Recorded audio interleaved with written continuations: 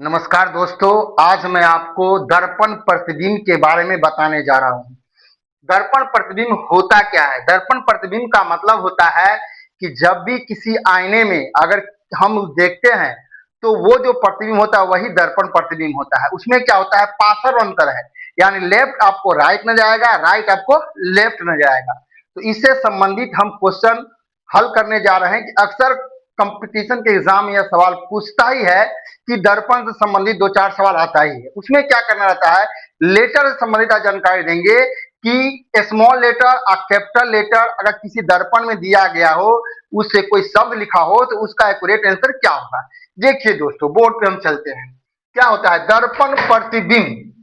है क्या दर्पण प्रतिबिंब? आईने में देखा गया जो भी बिंब का जो प्रतिबिंब दिखाई देता है वह प्रतिबिंब कहलाता है, दर्पण प्रतिबिंब। कैपिटल लेटर के दर्पण प्रतिबिंब के बारे में हम जानकारी देंगे। जैसे ए से Z, A B C D, ये जेड है, इस 26 लेटर का हम स्मॉल लेटर और कैपिटल लेटर दोनों के बारे में आपको इस वीडियो में बताने जा रहा हूं।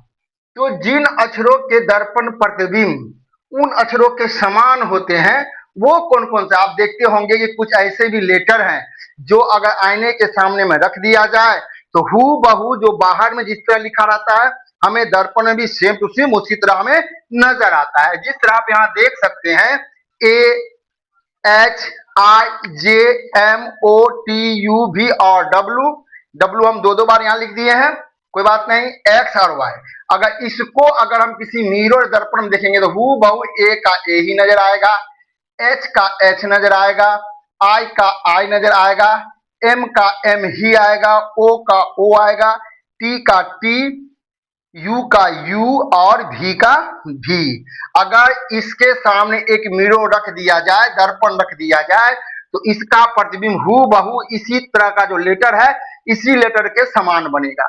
यहां भी डब्लू का ये डब्लू ही बनेगा, एक्स का एक्स ही बनेगा और वाई का वाई ही बनेगा। इन लेटरों का प्रतिबिंब में कोई अंतर नहीं हो, या ऐसे देखा है डायरेक्ट या आप उसे किसी भी दर्पण में देखिए। दोस्तों तो करना क्या भी आपको, आप ये जो भी मैंने ये सवाल बताया इसको आप स्क्रीनशॉट खींच ले और याद करें कि इन सभी लेटरों का प्रतिबिंब में कोई अंतर नहीं होता है।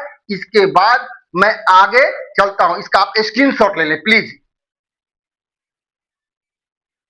दोस्तों आप स्क्रीनशॉट ले लिए होंगे। अब हम देखेंगे कुछ शब्दों के बारे में जानकारी देना चाहूंगा, उसके तहत आप स्पष्ट कर लेंगे कि दर्पण में प्रतिबिंब देखने पर क्या होता है।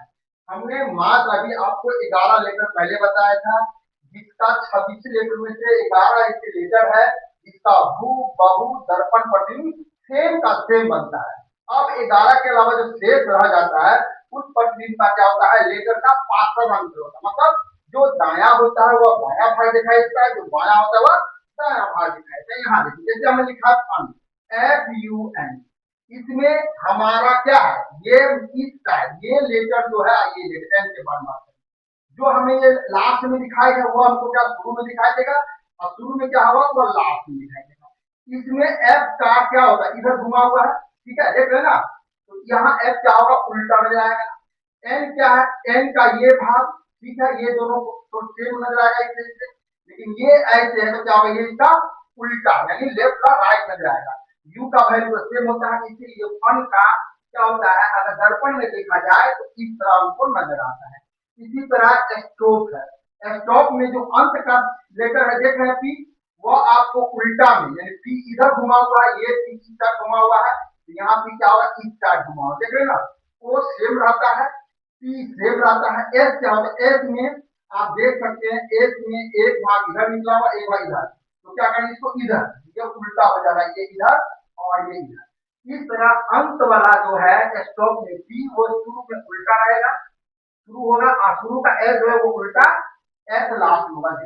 यही गौर करना है, आप जब भी कोई लेटर का दर्पण प्रति आंसर निकालेंगे तो आप यही जो शुरू का लेटर होगा उसका वापस यहाँ होगा उल्टा, और जो अंत का होगा वो शुरू में ही नजर आएगा। जैसे एस है, एस को उल्टा दिया जाए तो ये लास्ट में दिखाई देगा और फिर लास्ट में शुरू में दिखाई देगा। इस तरह हम लेकर देख करके हम ऑप्शन चूज करते हैं। इसी तरह यहाँ जेबरा दिया हुआ है, जेबरा में देखिए यहाँ जेड है शुरू में, या जेड हमको लास्ट में उल्टा नजर आ रहा है।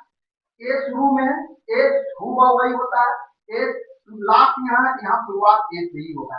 तो जैसे ही आप देखेंगे शुरू वाला अंत में, अंत वाला शुरू में हो, तो पहले उस ऑप्शन को चेक करेंगे, उसके बाद इसका पार्ट अगर लेफ्ट घुमा हुआ है तो राइट हो जाएगा, राइट घुमा हुआ लेफ्ट घुमा, इसलिए जेब्रा का इसका दर्पण प्रतिमा को क्या होगा, जेब्रा चित्र होगा। इसी तरह यहाँ गोलकुंडा, इसका भी लास्ट में ए है, शुरू में भी है, तो जी शुरू वाला अंत में चला जाएगा, लास्ट वाला ए शुरू में हो जाएगा। इसके बाद इस चैप्टर को देखेंगे, ये जो लेकर लिखा हुआ है इसका पार्श्व अंतर है, तो वही ऑप्शन मेरा एक्यूरेट हो जाएगा। दोस्तों तो ये तो हो गई मेरा कुछ शब्द ऐसे हैं जिसका दर्पण में प्रतिबिंब हूबहू वही होता है, उनकी कुल संख्या 11। और कुछ ऐसे शब्द है जो से 26 में से 11 चला गया, जो शेष बचा, ठीक है, यानी 15, उसका पार्श्व अंतर होता है, जिसमें मैंने कुछ शब्दों को यहाँ बताया है। अब मैं आपको ए से जेड तक की जितनी संख्या है उसका वास्तविक दर्पण में किस तरह हूबहू दिखाता है, इसके बारे में आपको बता रहा हूं। लेकिन इससे पहले आप इसका स्क्रीनशॉट ले लें प्लीज।